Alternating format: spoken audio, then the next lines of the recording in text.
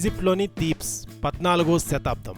ఫరో అఖానాటన్ అనే రాజు, ఆయన పక్కన ఉన్న రాణి మీదే ఉన్నాయి అందరి కళ్ళు. అతిలోక సౌందర్య రాశి దిగివచ్చిందా అన్నట్టు ఉంది అఖానాటన్ భార్య నెఫర్తీతి.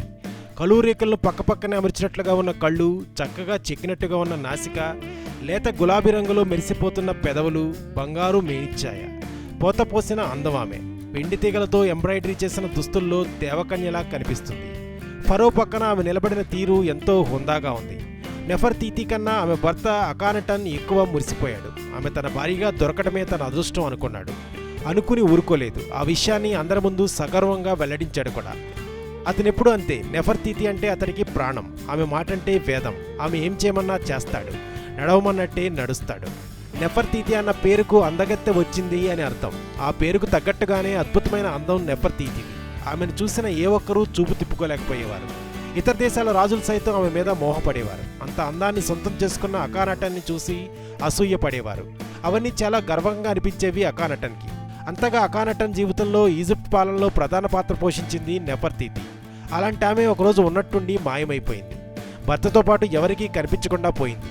ఎంతకీ అర్థం కాని ఒక మిస్టరీగా చరిత్రలో మిగిలిపోయింది. అసలు ఆమె ఏమైంది? అఖానాటన్ ఈజిప్ట్ను 17 ఏళ్ల పాటు పాలించాడు. అయితే 12వ ఏడు నడుస్తున్నప్పుడే నెఫర్తీతి అదృశ్యమైంది.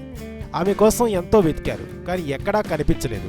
ఆమె ఏమైంది అన్న ప్రశ్నకు అఖానాటన్ కూడా సమాధానం చెప్పలేకపోయాడు. తనను ఎవరైనా ఎత్తుకుపోయారా, ఎక్కడైనా దాచిపెట్టారా, లేక చంపేశారా? ప్రశ్నలు బోలెడు పుట్టాయి. సమాధానం ఒక్కటి కూడా దొరకలేదు. దాంతో అఖానాటన్తో పాటు మెల్లమెల్లగా జనం నెఫర్తీతిని మర్చిపోయారు. అఖానాటన్ వేరే పెళ్లి చేసుకున్నాడు. ప్రజలంతా ఆమెనే రాణిగా అంగీకరించారు. కాలం మారింది. రాజరికం అంతమైంది. ఈజిప్ట్ రాజుల గాథలు చరిత్ర పుటల్లోకి చేరాయి. అయితే ఏ ఒక్క పేజీలోనూ నెఫర్తీతి గురించి లేకపోవడం అన్నిటికంటే పెద్ద మిస్టరీ.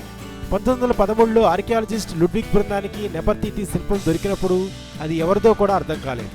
ఆ శిల్పం ఎవరిదో తెలుసుకోవాలని పరిశోధనలు మొదలయ్యాయి. మరో ప్రముఖ ఆర్కియాలజిస్ట్ ప్లచ్చర్ ద్వారా అసలు నిజం బయటకు వచ్చింది. ఈజిప్ట్ రాజుల చరిత్రపై నిశితమైన పరిశోధన చేసిన ప్లచ్చర్ ఆమె నెఫర్తీతి శిల్పాన్ని పూర్తిగా పరిశీలించింది. దాన్ని చూస్తూనే అది ఒక రాణి శిల్పం అని చెప్పేసింది ప్లచ్చర్. తలపై ఉన్న కిరీటం, హెయిర్ స్టైల్, కంఠాభరణాలు, డిజైన్ వంటి వాటిని బట్టి ఖచ్చితంగా ఎవరో రాణి అని నిర్ధారించింది. నాటి నుంచి ఆ రాణి ఎవరో కనిపెట్టేందుకు కృషి చేసింది. ఎంతో కష్టపడితే అప్పుడు ఆమెకు నెఫర్తీతి గురించి తెలిసింది. తర్వాత కొన్నాళ్లకి ఈజిప్ట్లో పరిశోధనలు జరుపుతున్నప్పుడు ఒక సమాధిలో 3 మమ్మీలు కనిపించాయి ప్లచ్చర్కి. వాటిలో ఒకటి ఒక యువకుని మమ్మీ, రెండోది ఒక చిన్నపిల్ల మమ్మీ, మూడోది ఒక మధ్య వయస్కురాలి మమ్మీ. ఈ 3వ మమ్మీ నెఫర్తీతిదే అనిపించింది ప్లచ్చర్కి. అయితే ఆ మమ్మీ పరిస్థితి ఘోరంగా ఉంది. తలపై జుత్తు లేదు, ఒంట్లో కత్తిపోట్లు ఉన్నాయి, ముఖాన్ని పచ్చడి చేసేశారు, పళ్ళు విరగ్గొట్టేశారు. అంటే ఆమె ఎవరో అత్యంత దారుణంగా చంపారని అర్థమైంది. దాంతో నెఫర్తీతి పట్ల ఏం జరిగి ఉంటుందో అర్థమైంది. ఈజిప్ట్ చరిత్రలో నెఫర్తీతి అంత అందగత్తెయే కాదు, అంత శక్తివంతమైన మహిళ కూడా మరొకరు లేరు. తను చెప్పిందే వేదంగా, చేసిందే చట్టంగా అందరూ భావించేటట్టుగా చేసిందామె. భర్తచాటును ఉంటూనే పాలన తన మాట చొప్పున జరిగేలా చేసింది.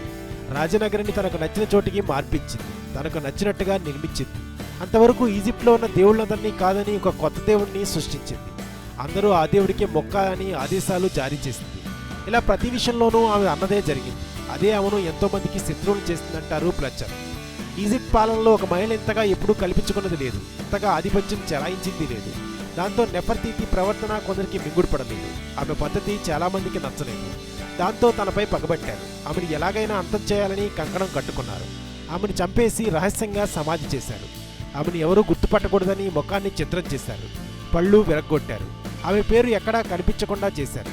ఆమె చిత్రాల్ని, విగ్రహాల్ని తీసి పారేశారు. మొత్తంగా ఆమెను ఈజిప్ట్ చరిత్ర నుంచి తుడిచిపెట్టేశారు. కానీ చరిత్ర చెరిపేస్తే చెరిగిపోయేది కాదు. అందుకే నెఫర్తీతి పేరు తుడిచిపెట్టుకుపోలేదు. ఆమె శిల్పం దొరికిన తర్వాత ఆమె గురించి పరిశోధనలు మొదలయ్యాయి. ఆ మమ్మీ నెఫర్తీతిదేనా? ప్లచ్చర్ చెప్పినట్లే నెఫర్తీతి హత్యకు గురైందా అన్నది చెప్పడం నేటికి కష్టంగానే ఉంది. దాన్ని నిర్ధారించడానికే ప్లచ్చర్ ఇంకా కష్టపడుతుంది. మరి నిజం ఎప్పటికీ నిర్ధారణ అవుతుందో?